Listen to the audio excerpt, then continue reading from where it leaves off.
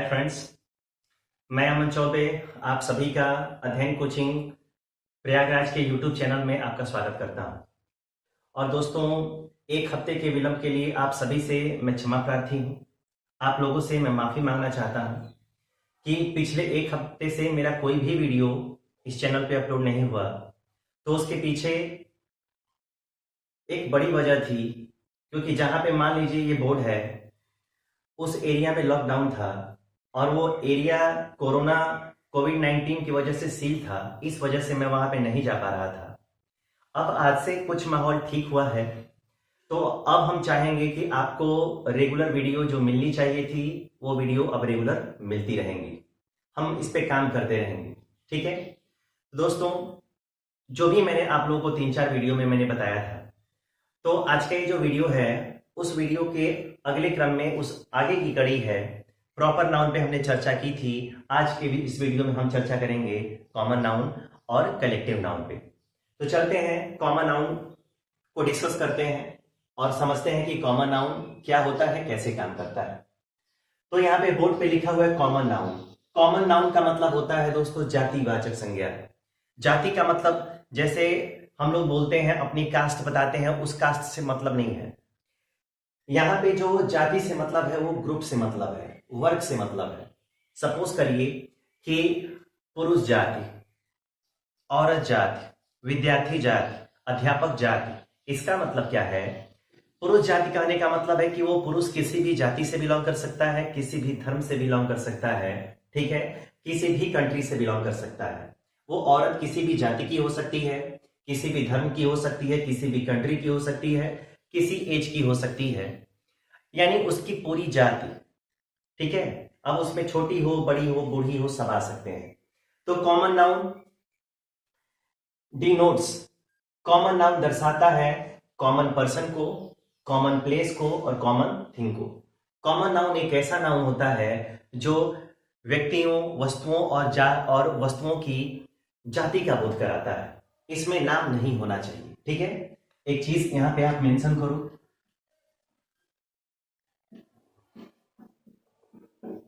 इन तीनों का नाम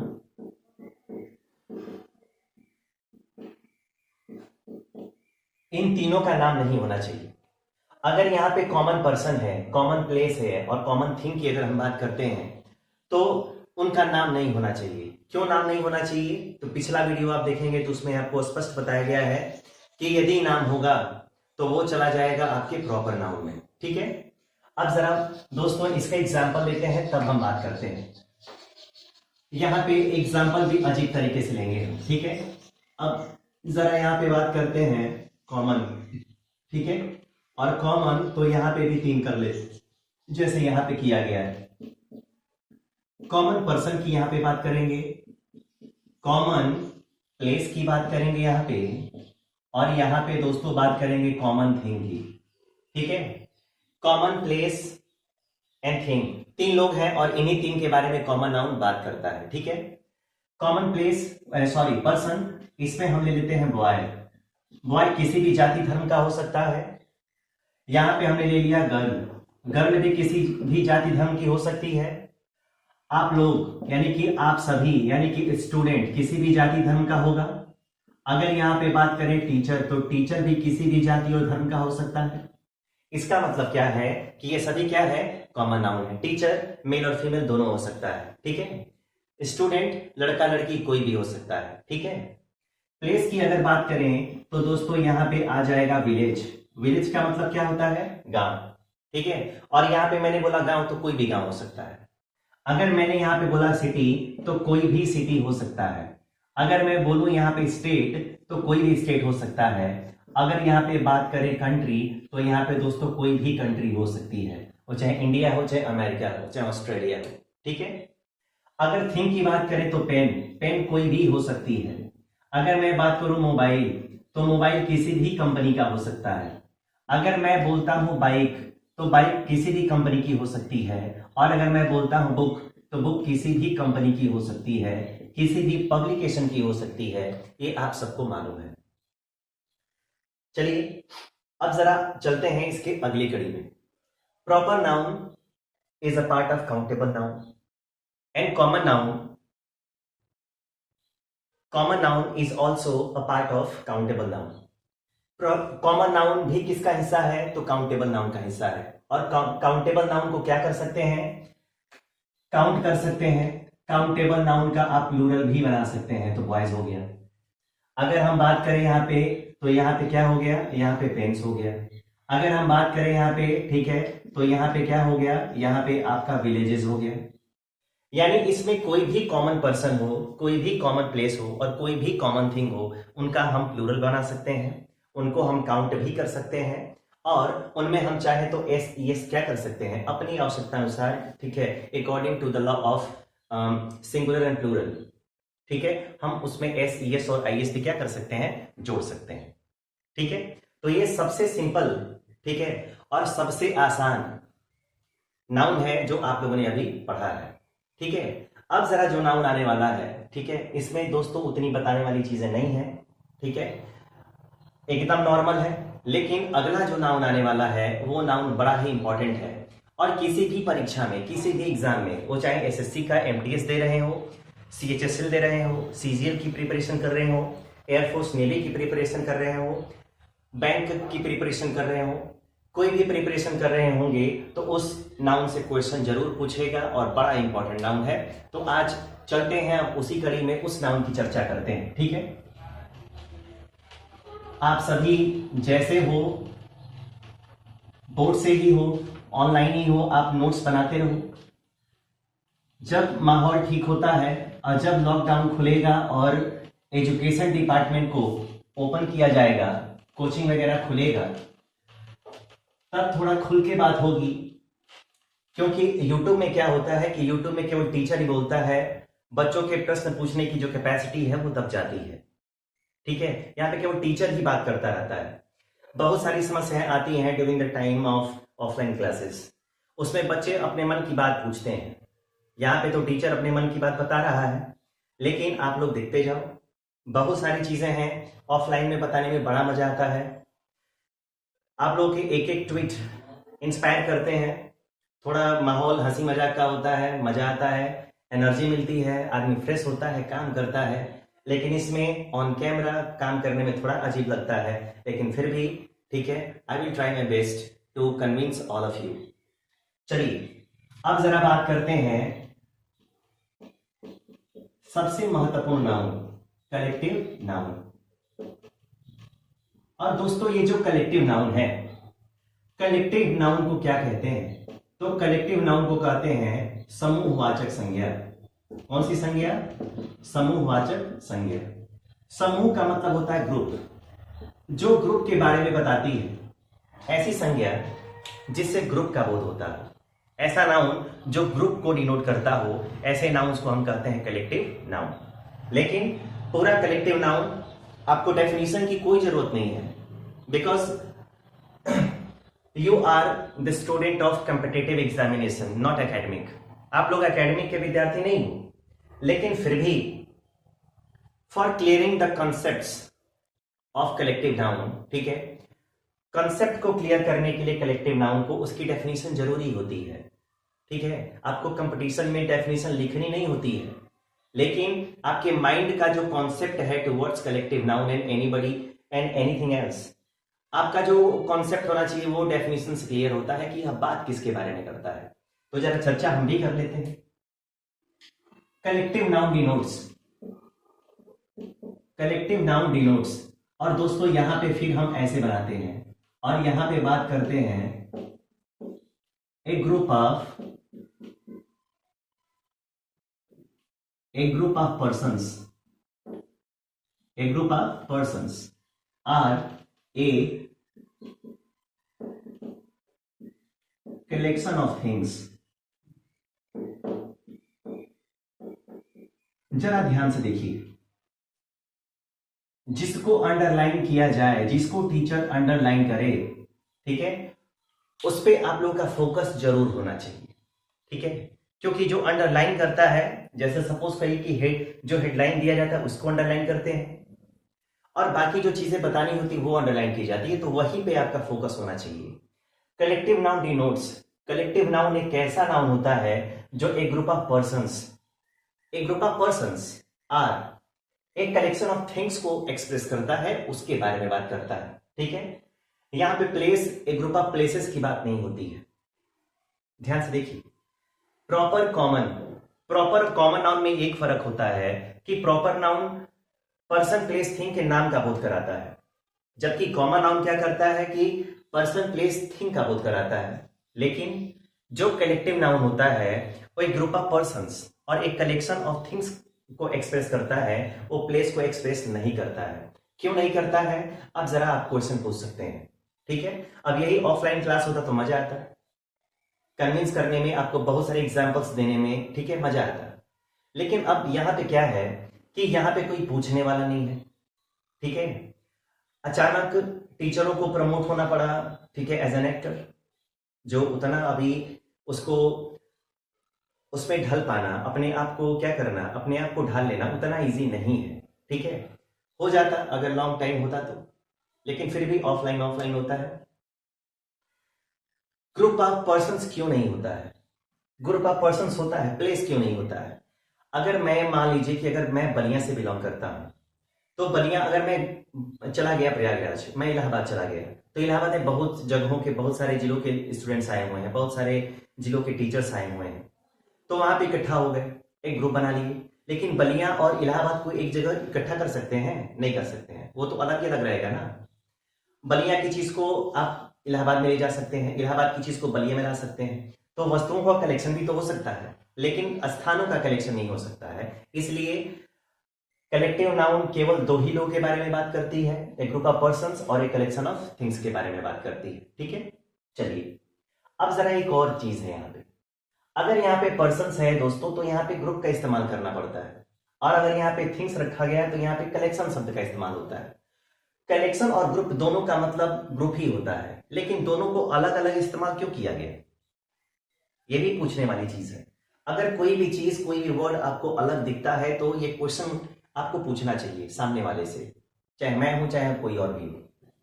ठीक है, कि ग्रुप और कलेक्शन में क्या अंतर है, तो मैं बताता हूं कि आप लोग जब क्लास करते होंगे तो आप लोग एक ही फैमिली से नहीं बिलोंग करते होंगे। जो आपकी क्लास में स्टूडेंट्स बैठते होंगे वो अलग अलग जिलों के होंगे, अलग अलग जाति के होंगे, अलग अलग धर्म के होंगे, लेकिन एक पर्टिकुलर टाइम पे वो एक कोचिंग के टाइम पे क्या हो गया, इकट्ठा हो गए, एक ग्रुप बन गया।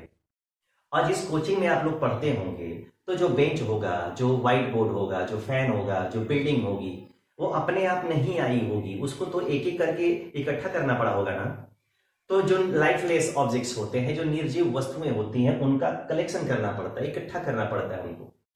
लेकिन जो जिंदा लोग होते हैं जैसे हम लोग हैं, अपने आप क्या करते हैं, ग्रुप बना लेते हैं। तो यही कलेक्शन और ग्रुप में क्या है, डिफरेंस है। चलिए ये हो गया। अब जरा बात करते हैं कि कलेक्टिव नाउन जो है, कलेक्टिव नाउन को दोस्तों हम तीन तरीके से पढ़ते हैं। कितने तरीके से पढ़ते हैं? तीन तरीके से पढ़ते हैं। और वो तरीका कौन सा है? सबसे इंपॉर्टेंट ये टॉपिक आप लोग पढ़ रहे हैं, और वीडियो को पूरा आप लोग देखिएगा। ठीक है, ये टिकटॉक का वीडियो नहीं है कि 15 सेकंड में देखें, इंटरटेन करके आप लोगों ने स्क्रॉल करके फिर अगले वीडियो पे चले गए। ठीक है, ये लाइफ है, टिकटॉक नहीं है। और लाइफ जैसे जिस प्रकार दवा कड़वी लगती है, रिजल्ट्स बेहतर होते हैं, उसी तरीके से पढ़ाई कड़वी लगती है लेकिन रिजल्ट्स बेहतर होता है। ठीक है, खैर आप लोग बड़े समझदार हैं। ठीक है, चर्चा करते हैं हम, आज बताते हैं कि कलेक्टिव नाउन जो तीन तरीके से हम पढ़ेंगे उसमें पहला तरीका कौन सा है। ठीक है, पहला तरीका है कि हम बात करते हैं कलेक्टिव नाउन में एक ग्रुप ऑफ पर्संस की। किसकी? एक ग्रुप ऑफ पर्संस की। सबसे पहले दोस्तों यहां पे हम बात करते हैं टीम की। ठीक है, यहां पे बात करते हैं फैमिली, पहले मैं लिखते जाऊं। उसके बाद आ गया यहाँ पे मॉब, यहां पे दोस्तों आ गया क्राउड, यहां पे आ गया आपका पार्टी, यहां पे आ गया आपका पार्लियामेंट। क्या गया? पार्लियामेंट। उसके बाद दोस्तों आ गया यहाँ पे असेंबली। ठीक है, यहां पे आपका आ गया कमीशन। ठीक है, आपका यहाँ पे दोस्तों आ गया काउंसिल, एटसेट्रा। बहुत सारे लोग हैं यहाँ पे। ठीक है, अब जरा मैं पूछता हूं कि अगर हम एक ग्रुप ऑफ पर्संस की बात कर रहे हैं, ठीक है, तो हमें उन शब्दों का चयन करना है, हम उन सारे वर्ड्स को चूज करेंगे, सेलेक्ट करेंगे जो क्या हो, एक ग्रुप ऑफ पर्संस हो। अगर दोस्तों हम बात करें टीम की, जैसे इंडियन क्रिकेट टीम हो गई, तो टीम का मतलब होता है जिसमें बहुत सारे लोग पार्टिसिपेट करते हैं, एक साथ खेलते हैं। जैसे क्रिकेट में 11 लोग होते हैं। एक छोटा सा फॉर्मूला मैं समझाता हूं इसको समझाने के लिए, ज्यादा हंसिएगा नहीं। यहां पे लिखा गया है खोजवा नंबर 987। एक फॉर्मूला है आपके लिए, शायद इनकमिंग एग्जामिनेशन आपके 1 नंबर के काम आ सके। आप लोग हंसिएगा नहीं, यहां पे लिखा गया है खोजवा नंबर 987। अब आप बोलेंगे कि सर ये खोजवा तो मेरे को मालूम है, आप लोग समझ रहे होंगे, लेकिन खोजवा नंबर 987 का मतलब क्या है? तो खो का मतलब होता है दोस्तों खो खो, ज का मतलब होता है दोस्तों जिम्नास्टिक, और वा का मतलब होता है दोस्तों वाटर पोलो। ठीक है, ये खेल और खिलाड़ियों की संख्या है, ये खेल और खिलाड़ियों की संख्या है जिसमें हम बात कर रहे हैं। अगर खो खो है तो उसमें नंबर ऑफ प्लेयर्स कितने होते हैं? 9 होते हैं। अगर जिम्नास्टिक है तो उसमें नंबर ऑफ प्लेयर्स 8 होते हैं।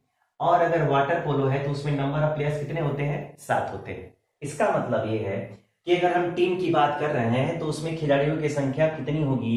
किसी में 9 होगी, किसी में 8 होगी, किसी में 7 होगी, किसी में 11 होगी, वगैरह वगैरह। इसका मतलब है कि टीम क्या है? एक ग्रुप ऑफ पर्संस है कि नहीं?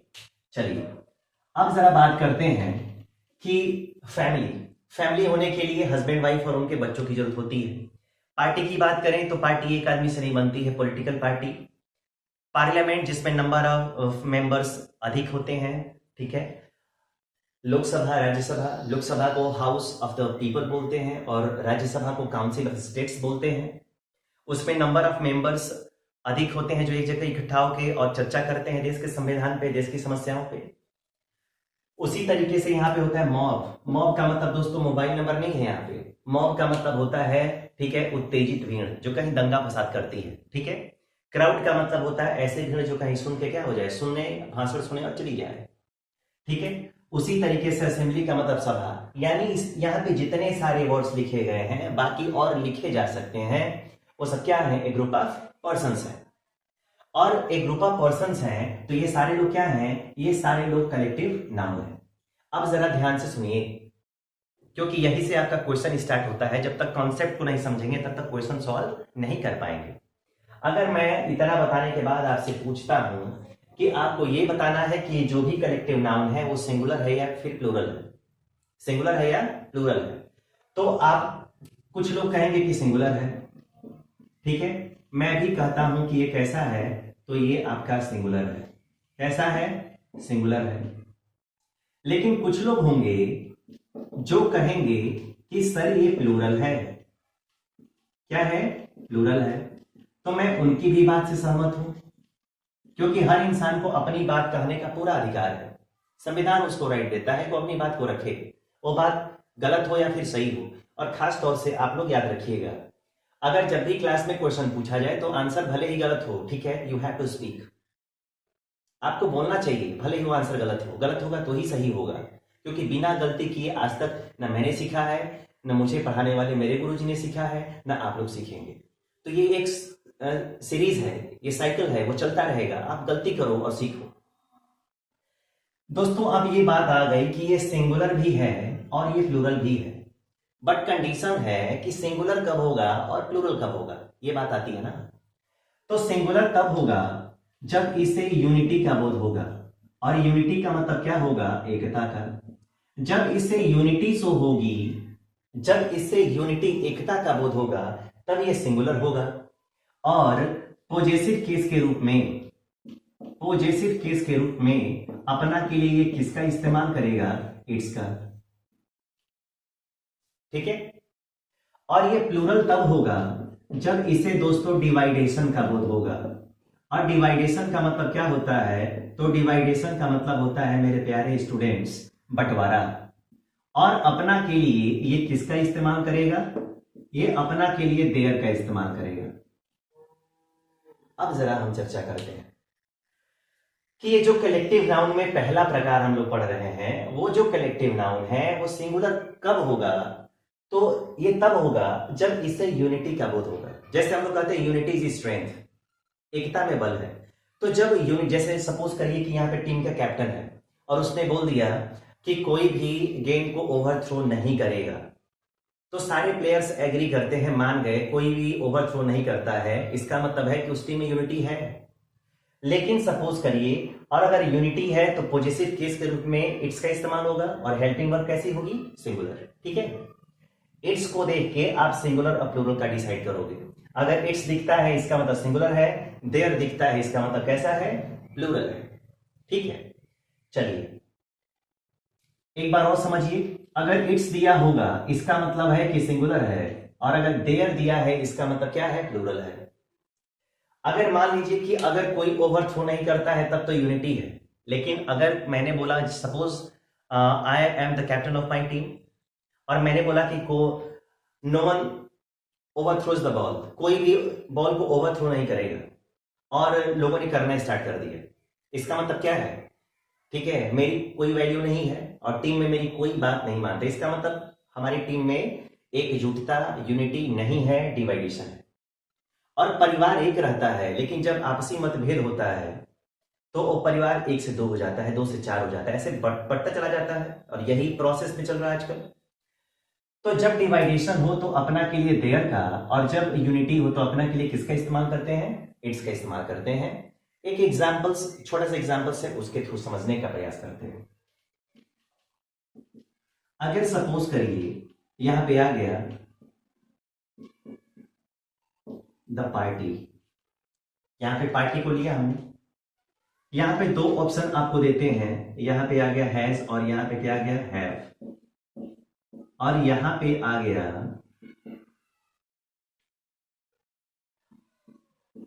सिलेक्टेड इट्स, और उसके बाद आ गया प्रेसिडेंट। अब जरा आप यहां पे बताओ कि अगर यहां पे पार्टी है और यहां पे इट्स दिया हुआ है, ठीक है, यहां पे आ गया सिलेक्टेड। सपोज करिए कि हम एक पॉलिटिकल पार्टी हैं और हम लोग सारे लोग एमपी का चुनाव जीतकर पार्लियामेंट में पहुंचते हैं, तो हमको संसदीय दल का नेता चुनना है कि कौन प्राइम मिनिस्टर बनेगा। तो सर्वसम्मति से किसी एक लीडर को एक प्राइम मिनिस्टर के पोस्ट के लिए प्रोजेक्ट किया जाता है, जैसे वो बनता है तो एग्री है। लेकिन ऐसा सपोज करिए कि अगर मैं कहूं कि मैं बनूंगा, कोई दूसरा कहता है कि मैं बनूंगा, सारे लोग कहते हैं कि मैं बनूंगा, इसका मतलब है कि that party doesn't have any unity, उसमें कोई यूनिटी नहीं है। अगर किसी पार्टी ने अपने प्रेसिडेंट का चुनाव कर लिया है तो सर्वसम्मति से किया होगा, इसका मतलब यूनिटी है, और यहां पे हैश का इस्तेमाल होगा, है नहीं, ठीक है।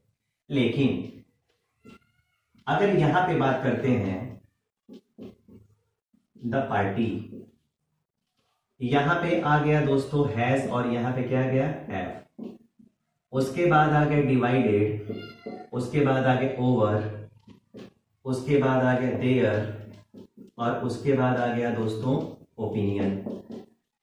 अगर डिवाइडेड भी है और यहां पे वैसे देयर भी दिया है, अगर ओपिनियन का मतलब विचार, अगर कोई पार्टी है अपनी विचारधारा पे बट जाती है तो वो क्या हो गई, आपस में यूनिटी उसमें नहीं रही और वहां पे बंटवारा हो गया। जैसे कांग्रेस का हुआ, कांग्रेस बी और कांग्रेस आई, गरम दल और नरम दल, ठीक है।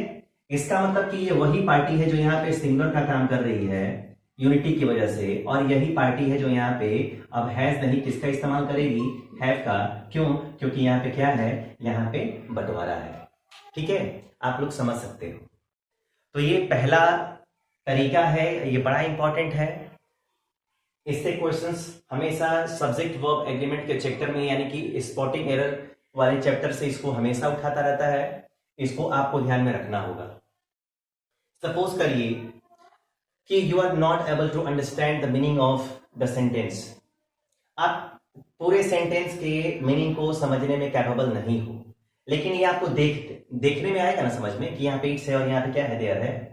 तो अगर इट्स दिखता है इसका मतलब सिंगुलर होगा, और अगर यहाँ पे देयर दिखता है इसका मतलब क्या होगा, प्लूरल होगा। इतना आप ख्याल रखो, ठीक है। आते हैं आगे।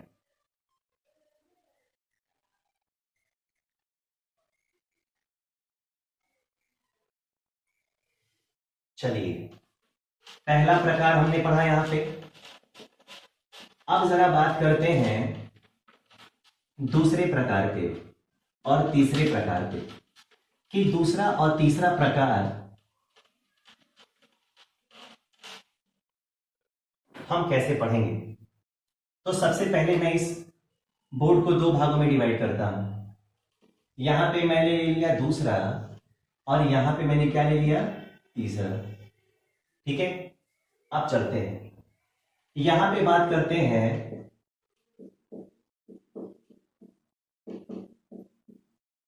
व्यक्तियों के समूह और यहां पे बात करते हैं वस्तुओं का संग्रह,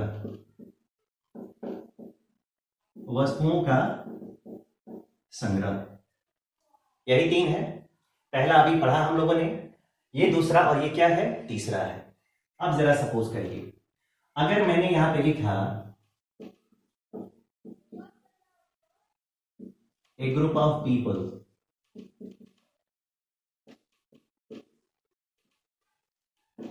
a gang of robbers, a bunch of crooks, यहां पे आ गया a herd of cattle,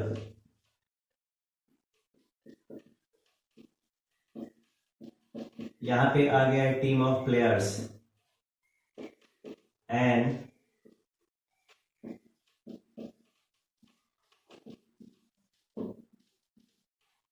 an army of soldiers. ठीक है, आप जरा यहां पे देखते हैं, बताएंगे अभी कैसा क्वेश्चन पूछता है, किस प्रकार से आपको घुमाएगा, ये सब बताएंगे। लेकिन पहले हम दोनों पे चर्चा करते हैं। यहां पे आ गया a bunch of keys, a bunch of grapes,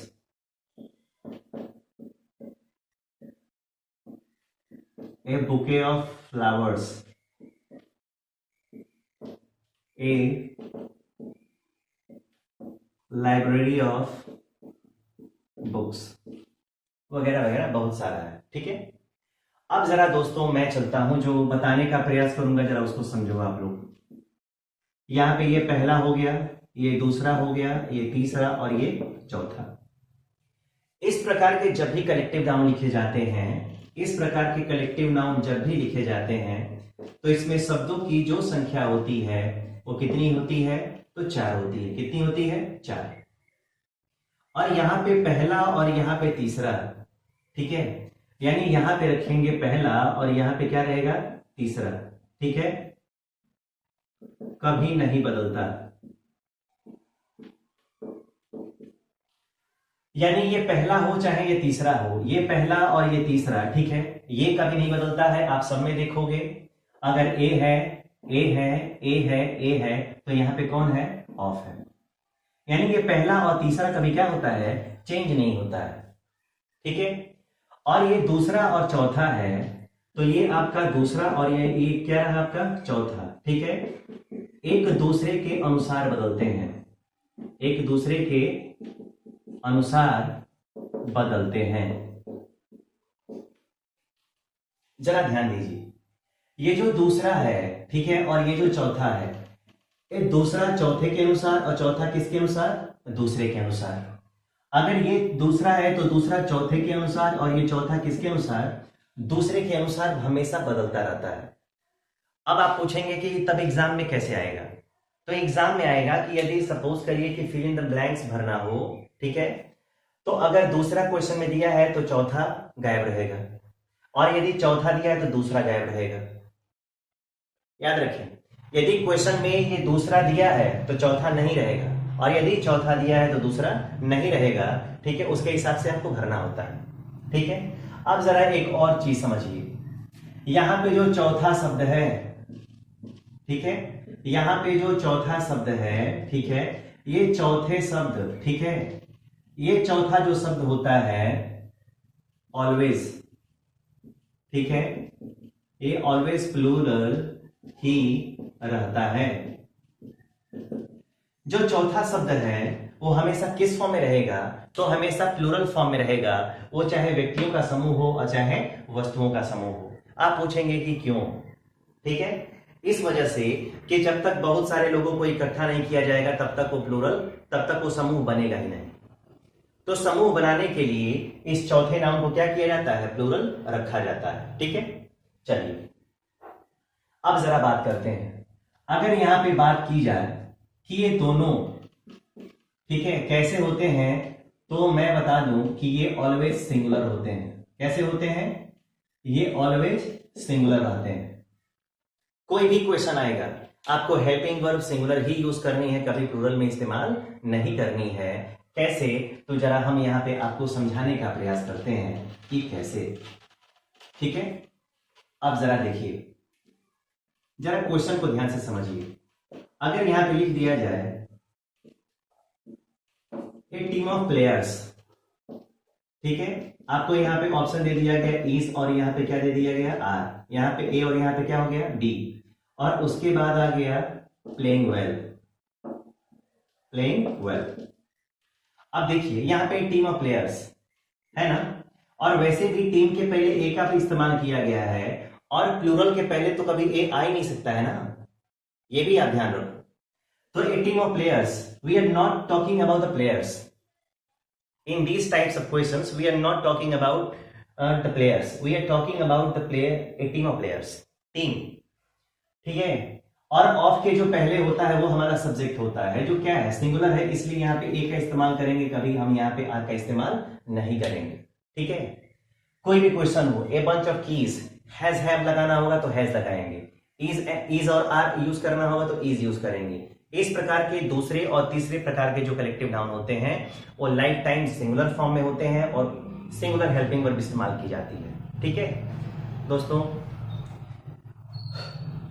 आज के इस लेक्चर में हम कलेक्टिव नाउन को एंड करते हैं और कल से जो वीडियो आपको मिलेगी वो दोस्तों, अगर आप रियली में कंपटीशन की तैयारी करते हैं तो कल से जो वीडियो होगा वो आपको बड़ा इंपॉर्टेंट मिलेगा। कल का जो लेक्चर होगा वो कंपाउंड नाउन पे बेस्ड होगा। पूरा वीडियो एक ही हेडिंग पे डिपेंड होगा, निर्भर होगा, उसी के लिए डेडिकेट होगा जिसको हम कंपाउंड नाउन कहते हैं। ठीक है, आप लोग आए इतनी देर तक हमको सुने, ठीक है, मुझे भी अच्छा लगा। ठीक है, मैं उम्मीद करता हूं आपके लिए वीडियो यूजफुल रहा होगा। ठीक है, आप लोग पढ़ें, अगर कोई सुझाव देना चाहते हैं तो कमेंट बॉक्स में प्लीज लिख कर दें। ठीक है, अगले वीडियो के लिए आप सबको धन्यवाद, थैंक यू।